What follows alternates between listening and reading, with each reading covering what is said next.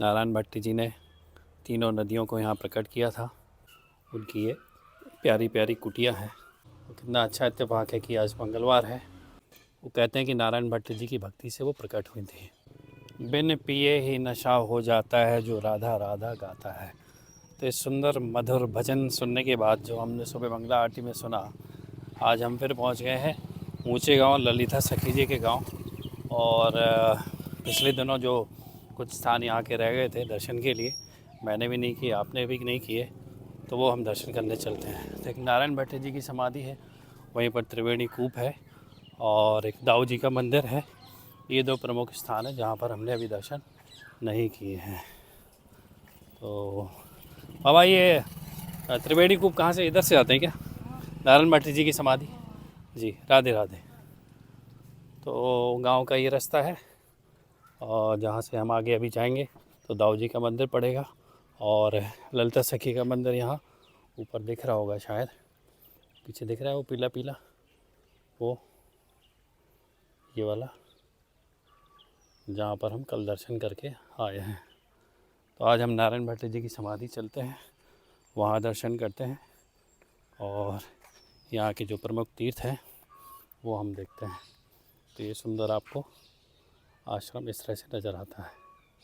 तो अभी मुझे, चूँकि मैं पहली बार आया हूँ, कुछ ज़्यादा जानकारी नहीं है, तो शायद यही वो कूप होगा, कह नहीं सकते हैं। चलो इनके दर्शन तो कर ही लेते हैं। त्रिवेणी कूप कहते हैं कि गंगा जमुना सरस्वती जो है, और त्रिवेणी इसलिए कहा जाता है तीन नदियों का। हालांकि तो सूखा दिख रहा है, फिर भी अंदर चल के पता चलेगा कि यहाँ की असली कथा क्या है। चलिए जी, दर्शन करने के लिए हम अंदर प्रवेश करते हैं। जय हो। सबसे पहले दरवाजे पर ये भोलेनाथ विराजमान है, इनको दर्शन कर लेते हैं। श्री शिवाय नमस्तुभ्यम। जय हो भोलेनाथ। बड़े प्यारे विग्रह हैं भगवान के विराजमान है, सुंदर, अति सुंदर शिव जी। जय हो। और आज मंगलवार है तो शायद ये हनुमान जी, अरे वाह, जय हो हनुमान जी महाराज, पंचमुखी हनुमान जी, सुंदर। जय हो, जय जय श्री राम। बड़े सुंदर हनुमान जी हैं, पंचमुखी हनुमान जी। तो कितना अच्छा इत्तेफाक है कि आज मंगलवार है। मंगलवार को हमको हनुमान जी, श्री राम जी को, जो विशेष भक्त हैं, सबसे विशेष भक्त हैं, जिनकी इजाज़त के बिना और जिनकी कृपा के बिना रामचंद्र जी का आशीर्वाद नहीं मिलता है, उनके दर्शन नहीं मिलते हैं, उन हनुमान जी के हमको दर्शन हो गए हैं। शिव जी भी हैं, भगवान श्री कृष्ण के, वो भी परम भक्त हैं, उनके भी दर्शन हो गए हैं। तो अब हमको गेट पर जाने की इजाज़त मिल जाएगी। श्री राधे। यहाँ से ये प्रवेश करते हैं इसके अंदर। तो पहले मैं थोड़ी जानकारी ले लेता हूँ और उसके बाद फिर अपन दर्शन कर लेंगे। राधे। यहाँ का वातावरण भी बड़ा सुंदर है, कितना सुंदर खेत है यहाँ। और ये किसी संत के वस्त्र हैं जो सूख रहे हैं। और प्राकृतिक छवि जो है, छटा जो है यहाँ की भी बड़ी मनोहर है, भजन करने को उपयुक्त है और अपने मन को शांति देने के लिए उपयुक्त है। मन आधा तो वैसे ही शांत हो जाता है ऐसे स्थान पर पहुँचने के बाद। तो मैं देखता हूँ कौन है यहाँ पर, पूछता हूँ फिर। तो अंदर का ये रास्ता है जहाँ पर अभी आश्रम में हम प्रवेश किए। नारायण भट्ट जी ने जो गंगा जमुना सरस्वती तीनों नदियों को यहाँ पर प्रकट किया था, सामने ये देखिए, वहाँ पर ललिता सखी का मंदिर है, सुंदर सा गोल्डन कलर का, नीले आसमान के बैकग्राउंड में पीला। देखिए ये मंदिर का रंग भी इंगित कर रहा है कि ये पीताम्बर जैसे भगवान का ओढ़ा हुआ, श्री कृष्ण ने उसको आवरण दिया हुआ है। तो संत महात्मा लोग यहाँ पर हैं, अलग अलग क्षेत्रों से आए हैं, वो अपना भजन कर रहे हैं, तो उनको डिस्टर्ब किए बिना हम आगे बढ़ते हैं और जो त्रिवेणी कूप है उसके दर्शन करते हैं। श्री राधे। तो ये वो त्रिवेणी कूप है जो नारायण भट्ट जी ने तीनों नदियों को यहाँ प्रकट किया था। यहाँ कूप, ये देखिए आप, सुंदर सा। हाँ, इसमें जल है, अब आप देख नहीं पाएंगे, शायद मैं जूम करके देखूँ तो आपको भी नज़र आएगा। हाँ, थोड़ा थोड़ा दिख रहा है, देखिए नीले आसमान की परछाई दिख रही है अंदर, ये वो जल है। तो यही वो कूप है नारायण भट्ट जी ने जो तीनों नदियों को यहाँ प्रकट किया था, इसलिए इसको त्रिवेणी कूप कहा जाता है। तो बरसाना क्षेत्र में जो दर्शनीय स्थल हैं उनमें से एक बहुत प्रमुख है, और इसके पवित्र दर्शन करने श्रद्धालु भक्त लोग हम और आप जैसे आते हैं। तो बाबा लोग यहाँ पर चूँकि अपनी साधना कर रहे हैं तो उनको व्यवधान पहुँचाए बिना, इसलिए मैं थोड़ा धीमे धीमे बहुत कर रहा हूँ। तो नारायण भट्ट जी के बारे में विशेष जो जानकारी है, एक महानुभाव ने भी बताया कि आगे वहाँ पर दाऊ जी का मंदिर है। नारायण भट्ट जी की जो पीढ़ियाँ हैं आगे की, वो वहीं पर विराजमान है, और वो उनके बारे में विशेष जानकारी हमको देंगे। तो हम चलते हैं नारायण भट्ट जी की समाधि और देख लेते हैं, वो ऊपर है, और उसके बाद वो उस जगह पर। तो हम वहाँ चलते हैं और नारायण भट्ट जी की समाधि की ओर दर्शन कर लेते हैं। और इस जगह पर ये जो साधु संत लोग हैं, जो वो 24 घंटे भजन में लीन रहते हैं, उनकी ये प्यारी प्यारी कुटिया है जहाँ पर वो वास करते हैं और भगवान का भजन निरंतर करते रहते हैं। श्री राधे।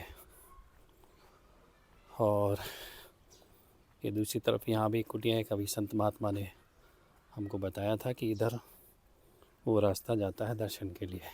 तो ये सीढ़ियाँ जा रही हैं जहाँ पर समाधि बनी है श्री नारायण भट्ट जी की, जहाँ पर हम अभी दर्शन करेंगे। तो ऐसा ये दरवाज़ा आपको यहाँ पे नज़र आएगा। वाह, यहाँ का वातावरण भी इतना सुंदर है। नीम का वृक्ष है, पीपल का वृक्ष है, सुंदर, अति सुंदर, क्या ज़बरदस्त वातावरण है यहाँ का। प्यारी प्यारी गिलहरियाँ खेल रही हैं, तोते भी कुछ उड़ रहे हैं इस परिसर में। जय हो श्री राधे। तो ये स्थान तो ऐसे ही है, बना दिया है बैठने के लिए। और ये यहाँ पर ऊपर जो मंदिर दिख रहा है, ये है नारायण भट्ट जी की समाधि। महान संतों में से एक है नारायण भट्ट जी। और जितने भी तीर्थ स्थान हैं, और ब्रज की विशेष बात करें तो उसको प्रकट करने में, चूँकि भगवान को भी जब प्रकट कर देते हैं तो तीर्थों को प्रकट करने वाले भी संत महात्मा होते हैं, इसलिए उनके स्थानों के दर्शन अवश्य करने चाहिए। उनके माध्यम से ही प्रभु की प्राप्ति होती है। श्री राधे। प्रणाम कर लेते हैं यहाँ पर मैं। जय हो श्री नारायण भट्ट जी की जय। श्री राधे। एक ऐसा ये सुंदर स्थान बना है, धीरे धीरे यहाँ पर लग रहा है कुछ विकास हो रहा है। ये नारायण भट्ट जी की समाधि है, लिखा हुआ है, थोड़ा आप भी पढ़ लीजिए, मैं भी पढ़ लेता हूँ। समाधि स्थल श्री लाडली ललितम सत, अच्छा ये संस्कृत में लिखा हुआ है। व्रजाचार्य श्री नारायण भट्ट जी ब्रजधारक, रास लीला व ब्रज यात्रा श्री लाडली जी बरसाना ऊंचा गांव के प्राकट्य करता। अच्छा, तो ऊंचा गांव और जो श्री जी हैं, मैंने ऐसा सुना है। बाकी और संत महात्माओं से हमको जानकारी मिलेगी कि जैसे स्वामी हरिदास जी ने बिहारी जी को प्रकट किया मतलब उन्होंने साक्षात दर्शन किए, फिर वो विग्रह रूप में विराजमान हो गए हमेशा हमेशा के लिए हम और आप जैसे भक्तों को दर्शन देने के लिए। क्योंकि उन्होंने प्रार्थना की थी कि हमको तो प्रभु आपने दर्शन दे दिए, लेकिन आगे जो कलयुग आ रहा है जिसमें लोग भजन नहीं कर पाएंगे, उसमें अगर कोई श्रद्धालु आपके दर्शन करना चाहे तो कैसे करेगा। तो उनसे प्रसन्न होकर उनकी प्रार्थना पर भगवान ने श्री विग्रह का रूप प्रकट कर लिया। मतलब उसके रूप में वो उन्होंने अपना रूप ऐसे रख लिया, विग्रह के रूप में सदा सदा के लिए विराजमान हो गए। ऐसे ही मैंने जो श्री जी महारानी जो महल में हमने दर्शन किए, बरसाना की जो महारानी है, और महल में जो राधा रानी का विग्रह विराजमान है, वो कहते हैं कि नारायण भट्ट जी की भक्ति से वो प्रकट हुई थी, और उनको दर्शन दे के फिर ऐसे श्री विग्रह के रूप में विराजमान हो गई। तो ये रहा बहुत सुंदर समाधि मंदिर जो हमने नारायण भट्ट जी की अभी समझ लीजिए। समाधि मंदिर कुछ और नहीं होता है, क्योंकि वही उनका शरीर यहीं पर विराजमान रहता है, तो स्वयं वो इस रूप में यहाँ पर हमेशा हमेशा के लिए विराजमान हो जाते हैं हम और आप जैसे लोगों को दर्शन देने के लिए। तो ये हमको समाधि के भी दर्शन हो गए, और आप भी चाहें तो एक बार प्रणाम निवेदन कर लीजिए, और यहाँ इस दिव्य जगह पर अवश्य आकर आप दर्शन अवश्य कीजिए। कि संतों के बताए मार्ग पर ही, चूँकि उनको अनुभव है कैसे भगवान को पाया जाता है, कैसे उनकी अनुभूति होती, कैसे दर्शन होते हैं। तो संतों के स्थान पर जाने से, ऐसा संत ही कहते हैं कि जब तक संतों का आपको प्रत्यक्ष दर्शन ना मिले उनका मार्गदर्शन ना मिले, उनकी चरणों की रज जब तक अपने माथे पर ना और उनके बाद रास्तों पर ना चलें, तब तक वो प्राप्त नहीं हो सकता जो उनको प्राप्त हुआ है। तो बिल्कुल टीचर्स के जैसे होते हैं, जैसे टीचर हमको और आपको लौकिक संसार में समृद्धि और सुख और अपने लक्ष्य की पूर्ति कराते हैं, वैसे ही संत महात्मा लोग होते हैं। तो चलिए जी, हम चलते हैं आगे, जो दाऊ जी का मंदिर है उसके ओर दर्शन कर लेते हैं, और नारायण भट्ट जी के बारे में और जानकारी हमको वहीं पर मिलेगी।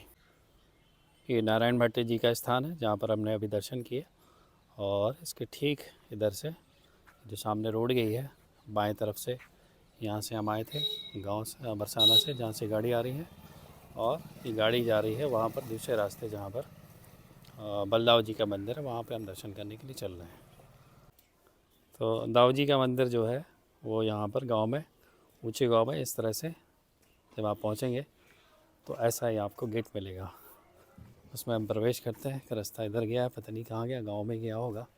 अच्छा, यहाँ लिखा तो है, इसको पढ़ लेते हैं। श्री नारायण भट्ट जी द्वारा सेवित विग्रह, श्री रेवती रमण बलदाऊ मंदिर के मुख्य द्वार एवं 2 कमरों का जीर्णोद्धार। अच्छा, श्री नारायण भट्ट जी द्वारा सेवित विग्रह यहाँ पर विराजमान है। तो संत के द्वारा जो विग्रह होते हैं भगवान के, उन्हीं में उनको उनके दर्शन प्राप्त हुए रहते हैं, इसलिए उनका इतना महत्व रहता है।